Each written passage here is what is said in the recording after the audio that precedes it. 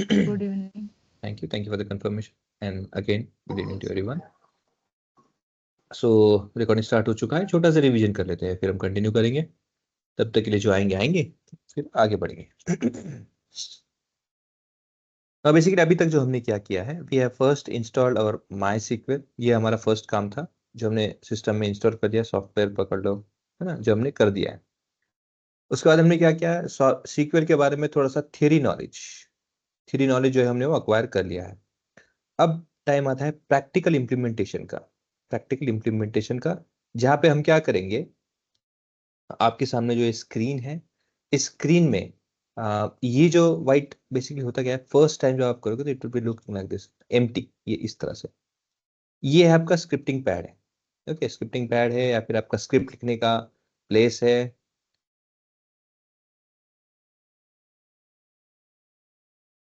यहाँ पे क्या लिखते हैं हम, स्क्रिप्ट, SCRIPT, स्क्रिप्ट एडिट करते हैं, स्क्रिप्टिंग करते हैं। यहाँ पे जो भी यहाँ पे स्क्रिप्टिंग लिखेंगे उसका आउटपुट ऐसे दो में डिवाइड है एक्चुअली, ठीक है, दिखेगा, ठीक है। जो भी आप यहाँ पे कोड लिखोगे उसका टैबुलर फॉर्मेट में जो भी आउटपुट आएगा, अगर सब कुछ ठीक ठाक होता है तो यहाँ पे आपको आउटपुट दिख रहा है, ये आउटपुट इसके नीचे दिखेगा। यहाँ पे एक्शन आउटपुट अलग है और आउटपुट अलग होता है। एक्शन आउटपुट मतलब क्या है, आपने जो भी कोड लिखा है अगर वो सही है तो एक्शन क्या हुआ और मैसेज आएगा कि सक्सेसफुल हुआ है। अगर नहीं है तो ऐसे नहीं है करके यहाँ पे डिटेल्स आएगा, मतलब कोड के बारे में जो भी आपने यहाँ पे कोड लिखा है, क्या वो सही है नहीं है, उसका एक्शन क्या हुआ उसका आपको आउटपुट दिखेगा, और आउटपुट भी दिखेगा अगर वो सही है तो। ऐसे दो तरीके के डिटेल्स पता चलते हैं। अगेन स्कीमास, यहाँ पे मैं आता हूँ, इसकी भी जरूरत नहीं है। हाँ, लेफ्ट साइड में यहाँ पे आप देखोगे तो जितने भी आपके डेटाबेसेस है उन सबको यहाँ पे एक एक करके यहाँ पे लिखा हुआ आपको मिलेगा। This are all databases. जितने आपको यहाँ पे नाम दिख रहे हैं, आपके इसमें भी एक भी नहीं है, हम ट्राई करेंगे कि ज्यादा से ज्यादा हो। अगेन आप क्या करना है, एक ऐसे हमें ना आज ये स्टार्ट करना है कि एक नया डेटाबेस क्रिएट करना है और उसके अंदर में फाइल्स क्रिएट करना है। सो हम ये आज करेंगे। सो ये डेटाबेसेस है। डेटाबेस के अंदर में लेफ्ट साइड में देखो, ये जो एरो है, ड्रॉप डाउन एरो, इसमें आप किसी के ऊपर भी एक क्लिक करोगे। फॉर एग्जाम्पल मैं लेके आता हूँ यहाँ पे, जैसे आर्बर का है ना, यहाँ पे आर्बर पे, इसमें मैं क्लिक करता हूँ। अब बाकियों से आप कंपेयर करो, देखो कंपेयर से करते हो बाकियों से तो देखो सब बाकी के लाइट है, बोल्ड में नहीं है, बोल्ड नहीं है, लेकिन सिर्फ एक आर्बर है जो बोल्ड है। इसका मतलब क्या है, ये जो आर्बर है ये मेरा डेटाबेस अभी के लिए सेलेक्टेड है। सो जो भी मैं काम करूंगा वो आर्बर में सेव होगा।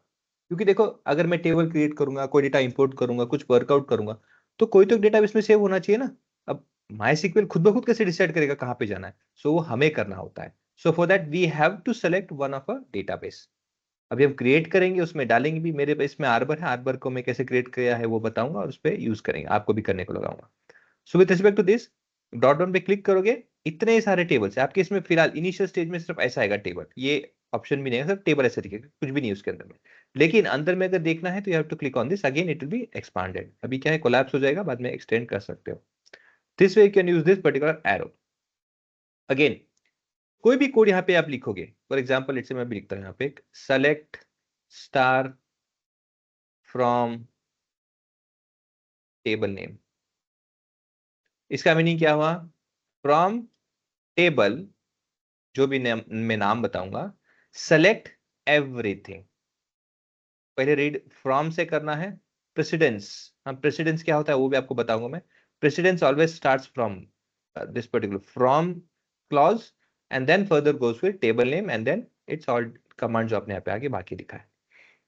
और ये एग्जीक्यूट करने के लिए वंस रिटर्न, ऐसे यहाँ पे क्या करना है, सेमी कोलन देना है, कोलन देना है। कोलन देने के बाद में क्या करना है, देखो ध्यान से ऑप्शन, ध्यान रखिए। ओके, आपके पास में तीन यहाँ पे ऐसे बिजली है, ऐसे ये करंट है, ये ऐसे करके एक है, और ये ऐसे करके उसमें मैग्नीफाइंग ग्लास है।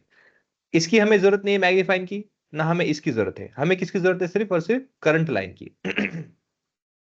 इन दोनों में डिफरेंस क्या है, दोनों में डिफरेंस ये है कि अगर आपका नंबर ऑफ लाइंस है ना, सब आपने number of code of line 10,000 code of line लिख दिया, आपको पता है कि इसमें कुछ भी एरर नहीं है, तो आपको क्या करना है, ये रन करना है, दिस वन पूरा कोड रन करेगा। बट ये हमें रिक्वायर नहीं है, हमें क्या करना है, लाइन बाय लाइन एक एक लाइन रीड करना है। तो ऐसे केस में क्या है, रीड थंडर मतलब क्या है, run that code, but which code, where my cursor is there, ये कर्सर को बिलोंग करता है। This I is nothing but cursor और सेलेक्टेड कोड। ओके, तो हमें यूज करना है, कौन सा करना है, मिडल वाला, ध्यान रखिएगा मिडल वाला। सेव करना है यहाँ पे, फोल्डर ओपन करना यहाँ पे है, ये यूज नहीं करना है, मिडल वाला इस पे यूज करना है, ये यूज नहीं करना है, बाकी चीजों को कुछ मत देखो। ये जो लिमिट है अभी के लिए मैंने डोंट लिमिट रखा है, आपके इसमें कुछ लिमिट आ रहा होगा, उसे ऐसे ही रहने दीजिए फिलहाल के लिए, उसका क्या यूज होता है मैं बाद में बताऊंगा। Okay, so make sure you understand this.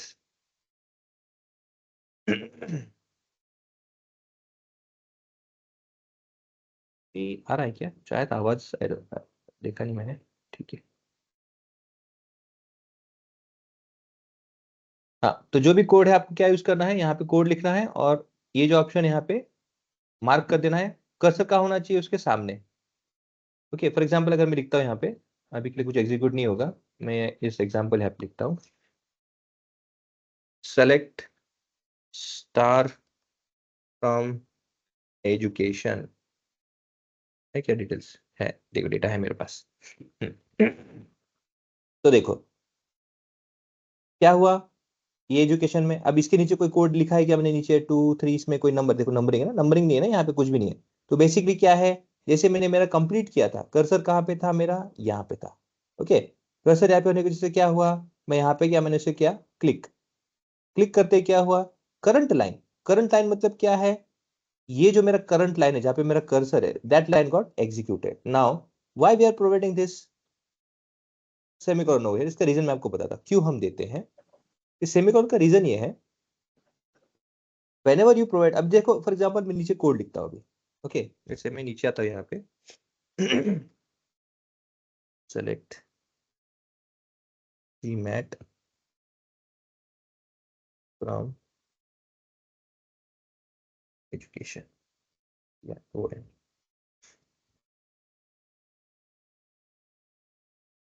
Okay, अब यहाँ पे देखिए आप, ये एक लाइन में लिखा था तो यहाँ पे मेरा कर्सर था तो रन हो गया, फाइन नो प्रॉब्लम। मगर जब मल्टीपल लाइन में होगा, तो अगर मैं यहाँ पे कर्सर रखूंगा तो क्या होगा, ये तो सिर्फ ये लाइन रीड करेगा ना,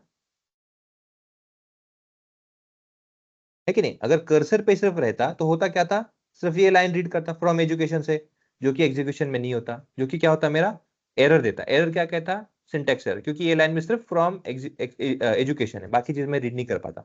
लेकिन कोलन देने से क्या हो गया, जहां पे आपका पहला पहला कोड जो था वो यहाँ पे खत्म हो चुका है ना, तो अगर मेरा कर्सर यहां पे भी होगा नेक्स्ट लाइन में भी, और मैं बोलूंगा रीड करो, तो वो क्या कंसिडर करता है, from end of this colon to end of this colon, जहां पे कर्सर है उसके पहले वाला जो कोई भी डेटा है मैं रीड करूंगा, यहां से आगे और इस कोलन से पहले मैं जितना भी है, क्योंकि वहां पे इसके नीचे कुछ कोड नहीं, इसलिए क्या है, वहां से पहले और इसके आगे पूरा का पूरा डेटा रीड करूंगा। सो अगर मैं यहाँ पे लिखता हूँ, यहाँ पे करता हूँ, कहीं भी करता हूँ, देखो ये रीड होकर आपको आंसर मिलेगा, कौन सा, सिर्फ जी मैथ का डिटेल आया है। अगेन यहाँ पे टिक मार्क ग्रीन क्यों है, क्योंकि मेरे डेटा में या फिर मेरे कोड लिखने में किसी तरह का एरर नहीं, इसलिए ग्रीन मार्क। फर्स्ट कोड था, टाइम कितना लगा उसे, अभी जो मैंने किया है 9:10 42 में स्टार्ट किया था। और उसका एक्शन क्या है, सेलेक्ट स्टार फ्रॉम एजुकेशन के बेसिस में कितने रोज आपके मैसेज आ गए आउटपुट में, 774 रिकॉर्ड्स रिटर्न हुए हैं। और अभी कोई आने वाला नहीं है तो मैं इसे मिनिमाइज कर देता हूँ, हाँ। और ड्यूरेशन उसे कितना लगा एग्जीक्यूशन करने के लिए, ट्राई इट ओवर हियर।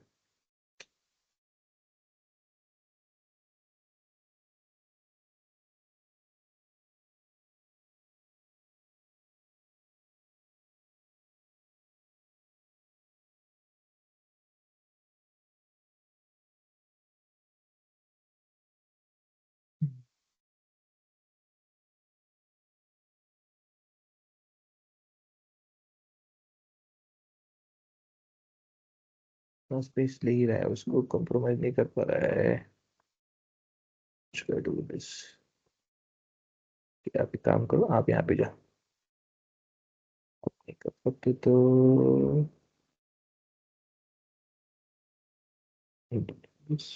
यार अगर पूछो, ठीक है।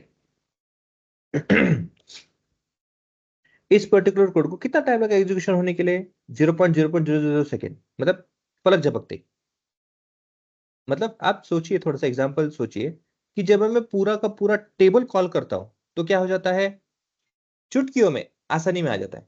बट यही चीज मैं क्या करता हूँ, उस टेबल में से एक पर्टिकुलर जीमैट को कॉल करता हूँ। मतलब मेरा जो टेबल है जीमैट का, ऐसे 3 कॉलम है ना, 1 2 3, उसमें से क्या है, एक जीमैट का कॉलम है, वो कर रहा हूँ। मतलब क्या हुआ, पहले वो टेबल में गया, उस टेबल में जीमैट में जाके पहले से क्या क्या टेबल है, और जीमैट में बाद में सिर्फ इतना ही टेबल और इतना ही कॉलम आपके टेबल में से एक्सट्रैक्ट करके उसने दिया है। उसमें टाइम तो जाएगा ना। वेयर एज पूरा का पूरा टेबल प्रिंट कर दो, वो आसान है। इसीलिए आप कंपेयर में देखोगे कि किसी डेटा को फेच करने में टाइम ज्यादा लगता है, वेयर एज वैसे का वैसा डेटा प्रिंट करने में आसान होता है। Is it clear? Yes sir. Okay, I hope अब आपको समझ में आएगा कि फेचिंग करने में टाइम क्यों लगता है और क्यों हम कहते हैं कि फेच करना is a difficult task. Why? Because first of all क्या होता है, देखो जैसे मैंने कहा था ना, इंजन बैकग्राउंड में क्या चेक किया जाता है, जो आपने लिखा है सेलेक्ट जीमैट, क्या ये जीमैट आपके टेबल में है क्या, इस टेबल में। और क्यों ऐसे ऐसे रीड किया जाता है, प्रेसिडेंस में कभी भी देखो फ्रॉम से हमेशा स्टार्ट होता है। मतलब रीड कैसे करना है, फ्रॉम जो लिखा है वहां से आगे पहले पढ़ना है, और फिर यहाँ पे खत्म हो गया ना कोलन, और फिर बाद में सिलेक्ट आता है। तो मतलब क्या है, फ्रॉम दिस टेबल, क्योंकि पहले कोई भी कोड लिखने के पहले आपको बताना होता है कि मैं कौन से टेबल से एग्जीक्यूशन चाहता हूँ। क्योंकि आर्बर में सिर्फ एजुकेशन नहीं, ऐसे 1 2 3 एन नंबर ऑफ टेबल्स होंगे। तो जो एजुकेशन कर, sorry GMAT not education, so GMAT करके कॉलम है कि कहां से लूं मैं, क्या मैं हर एक फाइल में जाके चेक करूं, नो नॉट पॉसिबल। सो मुझे पहले बताना होगा कि मैं कौन से टेबल से काम करना चाहता हूं, कौन से टेबल में वर्कआउट कर रहा हूं। So from education first work. उसके बाद में सेलेक्ट स्टार की जब बात करते हैं तो it's an every detail, whereas specific column मुझे चाहिए, तो स्पेसिफिक कॉलम के लिए मैंने यहाँ पे जीमैट लिखा है, तो क्या है कॉलम का नाम। So from this table select GMAT for my execution, इसलिए आपको यहाँ पे जीमैट का आंसर आता है। Is it clear? सर अगर ये जो 5th रो में जो लिखा है आपने फ्रॉम एजुकेशन, अगर वो नहीं लिखा, डायरेक्ट जीमेट के इधर ही अपन ने वो कोड स्टॉप कर दिया, तो हो सकता है क्या सर? सिर्फ जीमैट ऐसे, ऐसे ही क्या? हाँ सर। हाँ सर। नहीं, यहाँ पे प्रॉब्लम क्या होगा, देखो सेलेक्ट जीमैट मतलब क्या है, देखो वो कौन से टेबल से बिलोंग कर रहे हैं, समझ में आया? मैंने कहा ना कि जैसे देखो 1 2 3 है ना, एन नंबर ऑफ टेबल्स होंगे ना आपके डेटा में। अभी जीमैट कौन से टेबल से बिलोंग कर रहा है, तो माई SQL का काम क्या है, डेटा स्टोर करना है, करेक्ट है। उसका काम नहीं है कि वो ढूंढ के देगा। तो बेसिकली क्या है, इवन फॉर एग्जांपल, चलो अब इसका उल्टा कर देते हैं। जी मैट कॉलम जो है मैंने क्रिएट किया है, इसमें जो डेटा है मुझे क्या करना है, उसे एक टेबल में स्टोर करना है। मैं टेबल का नाम नहीं बताऊंगा, कहां पे स्टोर करूं बताओ, कर पाओगे आप? No sir. क्यों? उसका रीजन है ना कि मुझे इसका डेस्टिनेशन बताना होगा ना, कि कहां से लेना है, कहां पे देना है। दैट्स वाई ये जरूरी है। यहाँ पे कोलोन दोगे तो सिंटैक्स एरर वो नहीं लेगा। Okay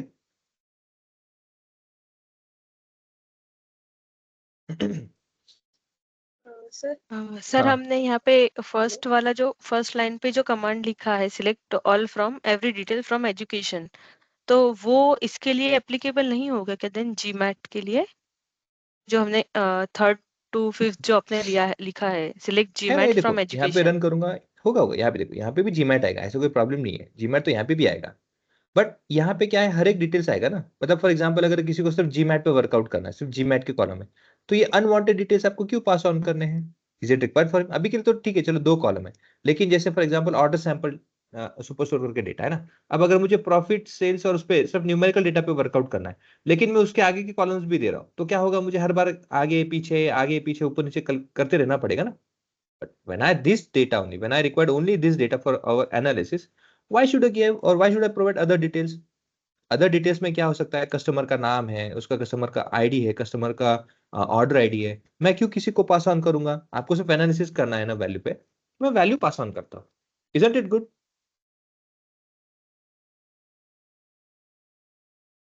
are you getting my sir point? Sir हाँ, एक्चुअली हमें जी मार्ट का सिर्फ चाहिए डाटा, तो हम सिलेक्ट ऑल मतलब बिना यूज करे सिलेक्ट जी मार्ट फ्रॉम एजुकेशन सिर्फ भी लिख सकते हैं ना? जी मार्ट टेबल हमें मिल सकता है उसमें, मतलब select all from education without writing first row. हाँ देखो, यहाँ पे फर्स्ट रो का काम हो चुका है। ओके, यहाँ पे कोलन लग चुका है। अगर मैं कर्सर यहाँ पे लेके आता हूँ, ओके, तो वो फर्स्ट रो रीड नहीं करेगा। वो कहाँ से रीड करेगा? यहाँ से आगे सेकेंड लाइन से। अब उसके लिए क्या है, ये ब्लॉक ऑफ कोड है जो वो रीड करेगा। तो ये लिखा ना लिखा इससे कोई फर्क नहीं पड़ेगा। कोलन हो चुका है ना, यहाँ पे सेमीकोलन दे दिया है, इट्स डन नाउ। ओके, हाँ ओके। तो इसके लिए ये जरूरत नहीं है। अगर ये मैं हटा भी दूंगा और यहां से मैं रीड करूंगा तो भी हो जाएगा। ओके,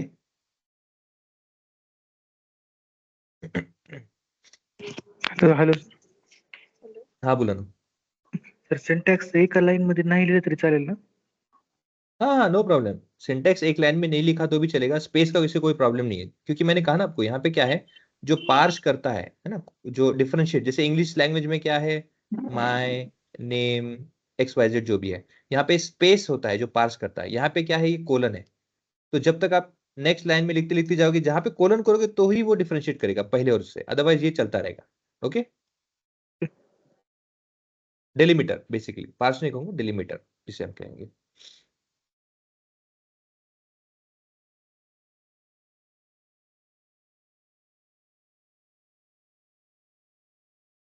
सर आपके पास जैसे अभी अपने पास बहुत सारे डेटाबेसेस है, तो उसमें से जैसे आपने सिर्फ आर्बर को सिलेक्ट किया है, तो जब भी अपने को डेटा उस आर्बर से ही पेज करना है, तो सिर्फ सिलेक्ट करके या उसके लिए कुछ चूज करके वगैरह ऐसा कुछ है, लिखना कोड होगा है। अपने को कोड? यस यस, उसके लिए कोड है एक, तो देखो डेटाबेस अगर, हाँ, आर्बर ऐसा?